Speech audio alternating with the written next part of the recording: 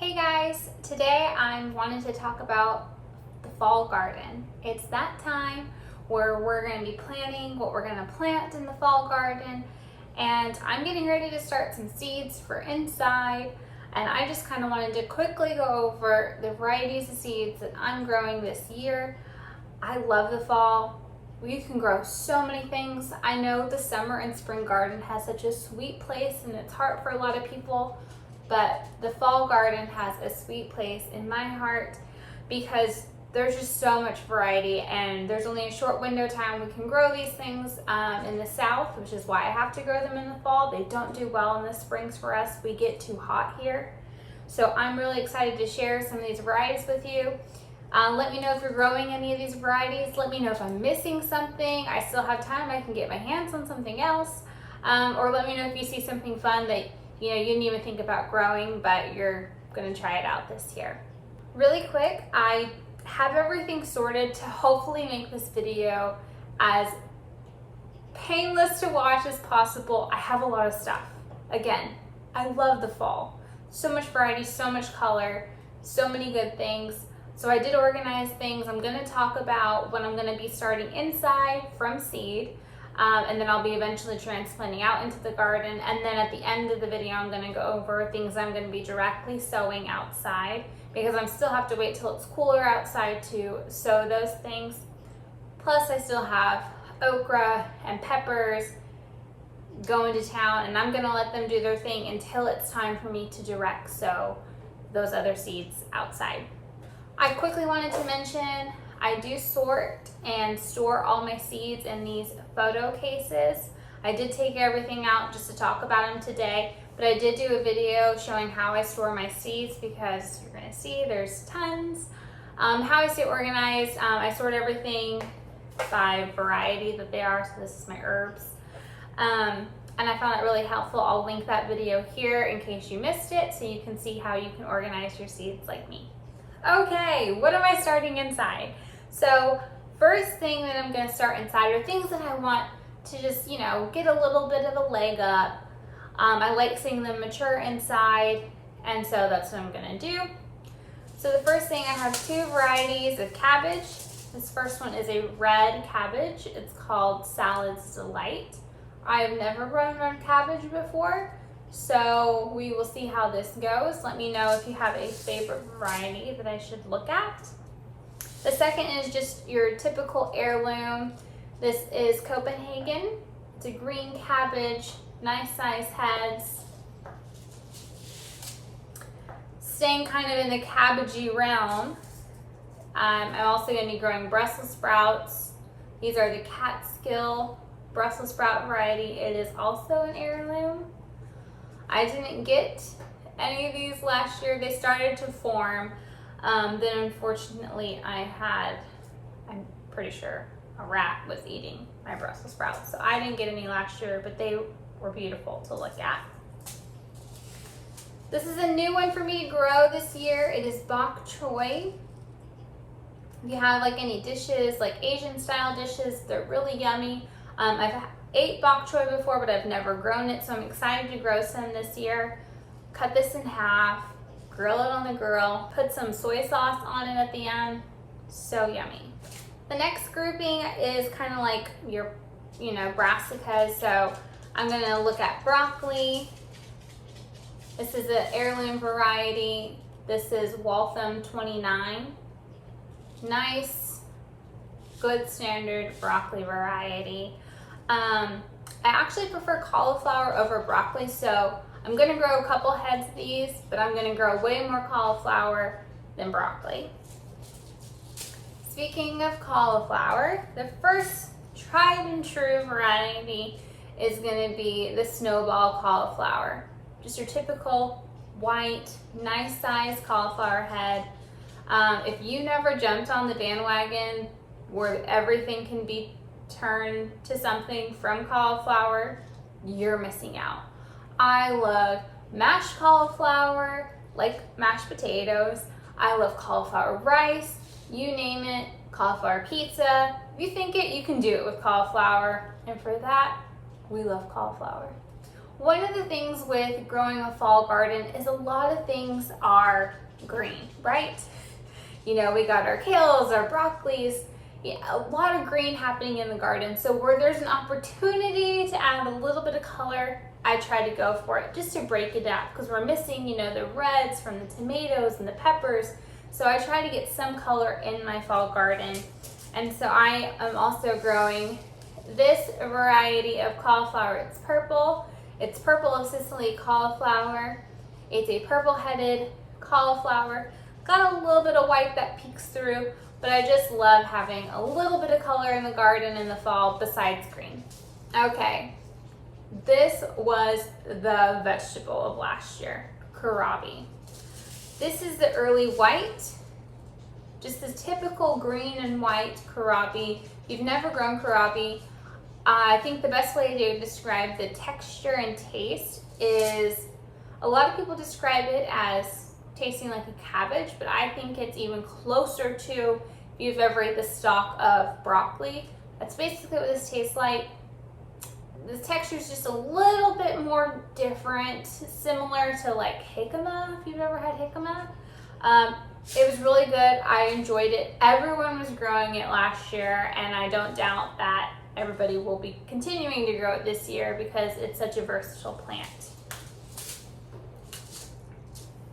Again, color where I can get it.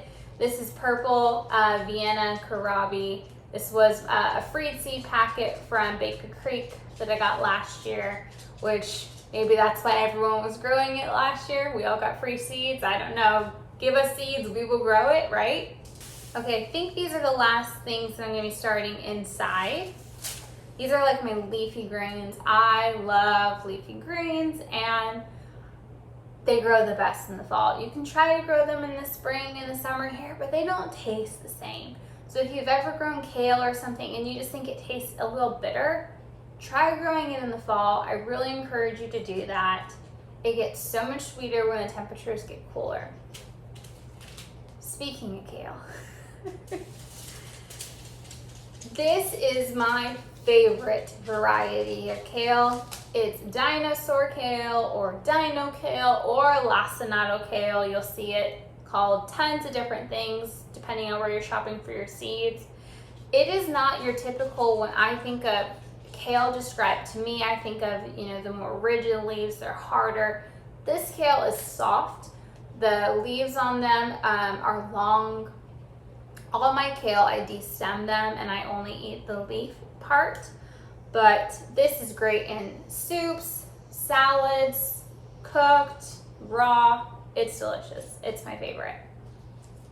Now this variety is what I think of when I think of kale. Tried and true, the Dwarf blue curled kale. This is a non-stop performer for me. I eat all my kale by, I just take a couple of the outer leaves and just eat them as I want.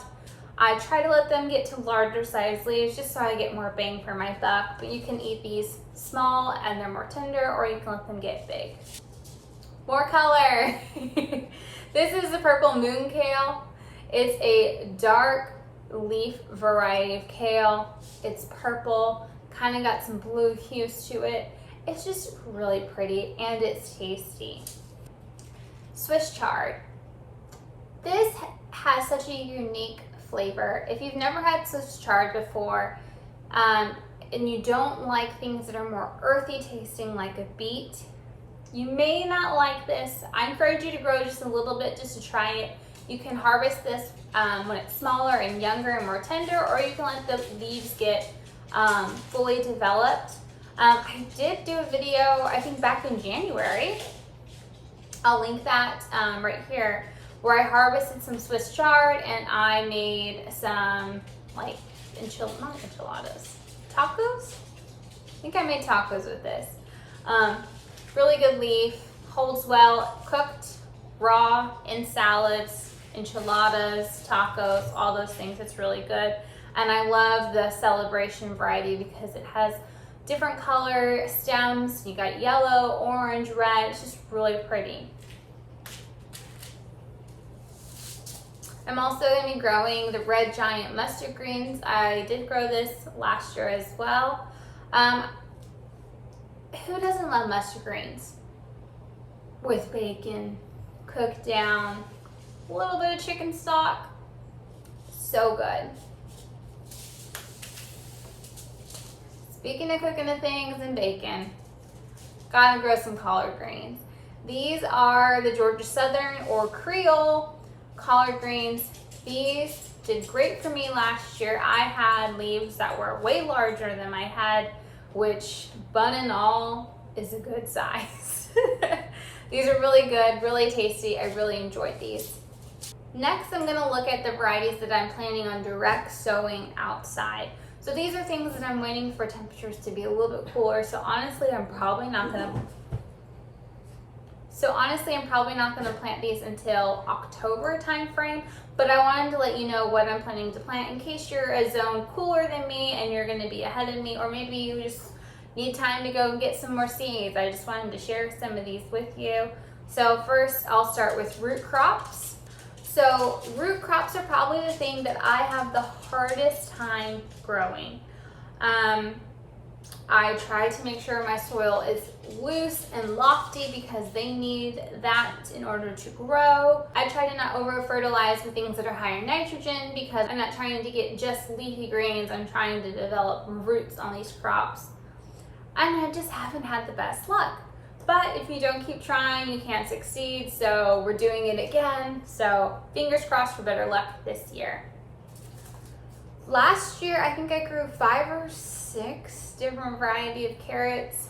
I'm really gonna tone that back some just because they didn't do really well for me. So I feel like it took up a lot of space and I didn't get a whole lot out of it. So I'd rather grow less, get a smaller harvest, but have more space for things that I know are gonna perform well for me. So again, some color. This is just a rainbow variety mix of carrots. So we got, white, yellow, purple, orange, just a standard variety mix of carrots. Hoping for better luck this year. I do plan on thinning these. This is me telling you guys to hold me accountable. I do plan on thinning these after I plant them. I wanted to see what was going to happen last year if I did not thin my carrots. And maybe that's why I wasn't so successful. Maybe. Another variety carrot I'm growing is the Nantes Supreme. Just a standard orange variety of carrot. Super sweet. The carrots I did harvest did taste amazing. I'm not gonna lie. Carrots are something that people don't talk about, but it definitely tastes different. A homegrown carrot versus what's at the grocery store. So, hoping for good luck on those. I didn't get one beet last year. I planted them, they got munched on, I planted them again, they got munched on again, I planted them again. I was continuously succession sowing beets. And I'm still upset that I got nothing out of it. But I'm trying again. So I'll be growing the Golden Boy Beet. It's a yellow flesh beet. If you're not a big fan on beets, which I'll be honest, they're not the most tasty thing in the world to me. They do have a little bit of an earthy, dare I say, dirt taste. But man, they are so packed of nutrients and vitamins that you should grow a little bit of them. I will say that growing the golden beets, if you roast these in the oven, just a little bit of olive oil, some fresh herbs, squeeze some lemon on them. You roast them until the skin can slip off of them. So you don't peel them before you roast them. You roast them skin and all. Roast them until the skin can peel off by your hands.